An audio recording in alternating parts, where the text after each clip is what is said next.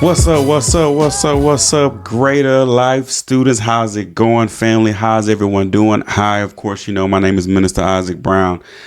Thank you for tuning in to Bible study on this evening. It is a blessing, man. I'm just going to piggyback on what we talked about a couple of weeks ago, man, and we're going to be talking about handling conflict. That's right. I'm going to go right back on that. Go back into it, man, and then just to help to refresh your mind for those who've already heard the lesson. But for those who haven't, this is a great opportunity for you to catch up. So here it is. We are coming from the book of Romans, the 12th chapter, the 17th through the 18th verse, man. But we are talking about handling conflict, man, and that's something that we deal with every day in our everyday life, where at some point in time, you're going to handle some type of conflict. So the major question is, what is conflict? And conflict is more of a serious disagreement with someone else, like a very serious disagreement. It can get so bad to where it becomes a argument where you begin to shout and scream at the other person, and you may even get into a physical altercation. I mean, things like that happens when you have a conflict. For some examples, you may be a iPhone lover. Some people love iPhone. Some people love Android. And I know there's some beef between the two, and you may see some type of a conflict of where they're trying to debate why one phone device is better than the other. You may find all kinds of things, but have you ever been in a conflict before? I know definitely I have. I've been in some situations where that didn't really turn out the way that I wanted it to actually turn out, and I could have actually handled that situation better. So have you had a situation where you could have at least handled that conflict better? I know we all have gone through some things, but one thing that I wanted to talk about that's a major conflict right now that has happened over the past month or so. If you are into hip hop, if you know hip hop music, and you should know about this, the conflict between hip hop artist Drake and Kendrick Lamar. That was a big time conflict that turned upside down, that had the hip hop world going crazy. And it was like an unbelievable time, a great time, I might add, to hear such great music, but just so much craziness going on. Now, the story starts with Kendrick and Drake in this particular instance. In hip hop, it's mostly known. Being the greatest rapper or being number one it's a big competition between any rapper. I mean, everybody wants to be number one. And Kendrick and Drake and the other artist, J. Cole, were considered the big three, the top three rappers right now in hip hop. And Kendrick Lamar didn't really see eye to eye with all the other rappers, because he came out with a album or a single that says, "Hey, it's not about the big three; it's really about the big me," which was throwing a diss at the other artists, which caused some conflict between Kendrick Lamar, Drake, and J. Cole. J. Cole, he picked the option of, trying to reply back to Kendrick, but him and Kendrick are cool. So he's like, "Hey, man, I don't want to be like that towards my boy. I'm going to just pull out of this situation because I really don't want this conflict because this is my friend." Well, Drake on the other hand, he's a big time artist. Some thinks he's a pop artist. He's this big time artist, and he knew that his rep was on the line. He's like, "Hey, man, I'm not going to bag out from this. If Kendrick thinks that he's the number one guy, I'm going to show him." And they begin to bring out these diss tracks at each other. And the diss track started off friendly. "Hey, you smell, you can't rap. You're not great. You're, this and that," to where it became personal. And the conflict started to rise to where they started to talk about each other's family, certain things about their lives, and like really deep, dark secrets, to where instead of it becoming a competition, it got extremely personal. And I think these two brothers could have handled this situation way better. And they should have kept it to the point of where it was only about hip hop and not necessarily personal. But there are ways to handle conflict, and there are ways to handle conflict in a godly Christian like way. And we're going to talk about it. So in this particular instance, these guys, man, they were going evil for evil.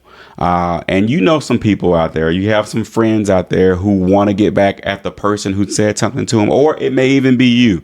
And that's why we have to avoid going evil for evil, meaning doing bad things, to somebody who has done something bad to you or said something bad to you. You got to do it back to them. They hit you, I hit you back. You hit me with this, I'm going to make you feel me and make you hurt. That's not the Christ-like way of handling a situation.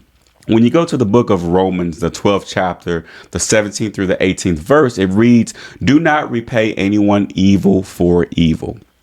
Because be careful to do what is right in the eyes of everyone. If it is possible, as it is, depends on you, live at peace with everyone. It says, if it is possible, as far as it depends on you, live at peace with everyone.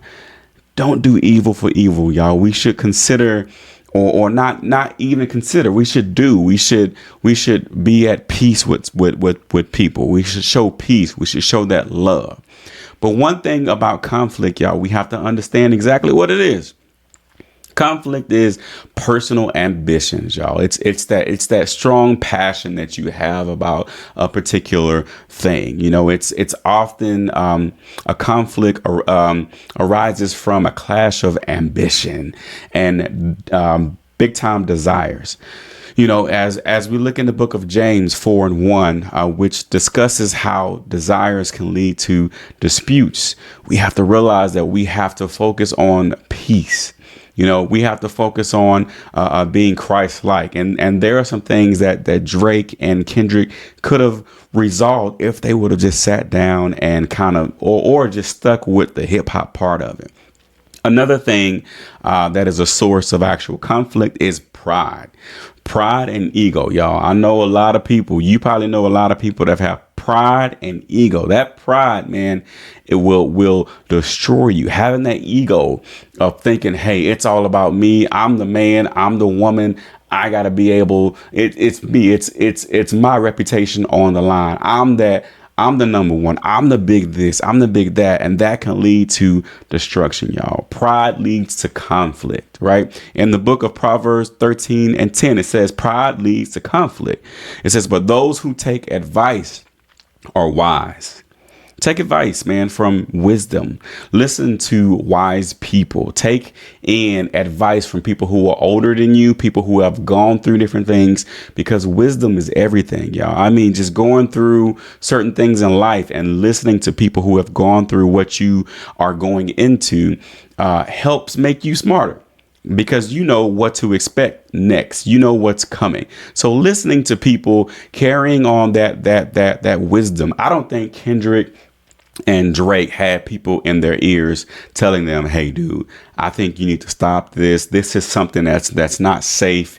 You need to just stick with hip hop, or in all, just squash the beef, because it's turning crazy right now. We need you guys to just chill out. But there was nobody listening or giving that advice. I don't think of giving them wisdom, or they weren't listening to the wisdom that was being given to them to just back out a little bit. Just chill. This is all about hip hop. And you may have had yourself in some type of conflict where your friends are probably egging you on instead of trying to give you that wisdom, or maybe somebody gave you wisdom and you didn't take it.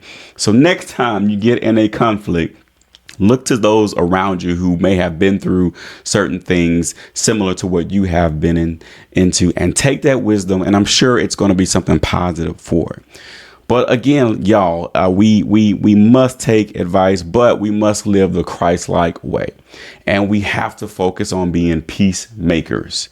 Matthew 5:9, it says, blessed are the peacemakers, for they will be called children of God. If you are a man, a young lady of God. You have to be a peacemaker. Having peace should be the first thing that you focus on, y'all. We have to be about peace. Now I know if somebody comes in your face, somebody spit in your face, somebody try to swing on you, I know, thank God for his grace, y'all, because some of us may have to go there, and I get it. You got to protect yourself, and I get it. But we have to try to stay on that line as much as we can to avoid conflict, to avoid violence, to avoid anything. Because there are some people who have never been to church, and the only church, the only love of God they may see is through you. And how you respond to things is extremely important. OK, now responding in a Christ-like way is also seeking peace. As we said, seeking peace. Jesus called us to be peacemakers in the book of Matthew 5:9. Just think of how Kendrick and Drake could have resolved this in a peaceful manner. They could have sat down and talked it out and been like, I'm sorry, dude. I didn't really mean to say this about your mama. I didn't mean to say this about how you smell or, whatever it is. They could have resolved this and sat down and just talked about this. I'm like, dude, okay, I'm sorry. But they didn't.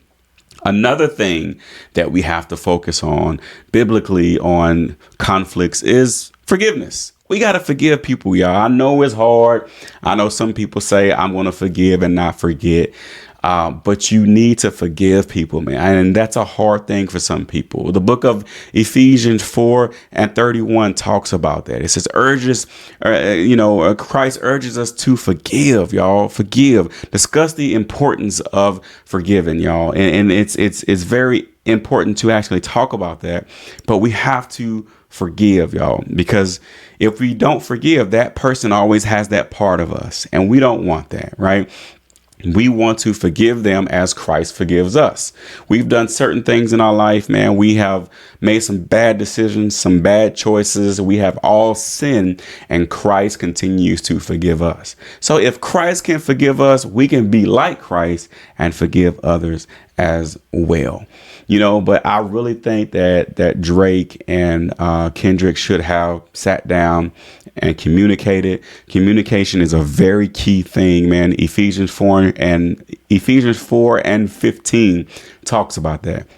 Communicating, getting someone else involved, like people just sitting down and just talking. I've seen instances where people were about to fight and just go at it. But they actually sat down and talked about things. And somebody was like, I wasn't really meaning that in that way, or I didn't even really mean that. And dude was like, oh, man, I wasn't even saying it in that way. And they were about to fight for a crazy reason, not even knowing that that's not what they meant. So communication is everything. Another thing of trying to solve some type of anger or confliction is to seek meditation. Y'all go in your closet, go in there and pray, get that out of the way, or pray for those who are against you. Pray for your enemies. Pray for those who you have any type of beef with, conflictions with. Pray for them, y'all. And that's what we need to be focused on as a man and woman of God. Just get rid of the trash, get rid of the evil, get rid of all the bitterness, the rage, the anger, because all of that is a large gumbo pot of confliction, y'all. That can lead to destruction and even death.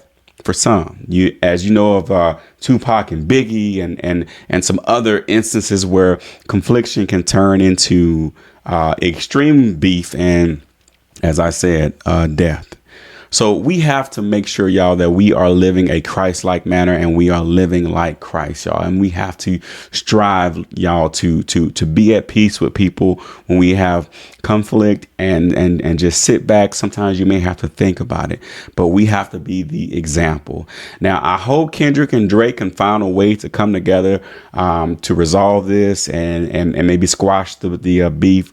But if they don't, you need to, whoever or whatever is happening, find ways to squash that beef, y'all, to communicate and to live like Christ and strive to be peacemakers and living out ways to be to show forgiveness and to communicate and to pray for those people. Those are some great ingredients that we need to use to resolve conflict in a Christ-like manner. So use those tips, and hey, hopefully, next time you have a conflict, everything should run smoothly because you know what to do now. Just walk away. It's not even worth it. But I see y'all later, man. Have a good one. Hopefully you learned something here. I'll see you next time.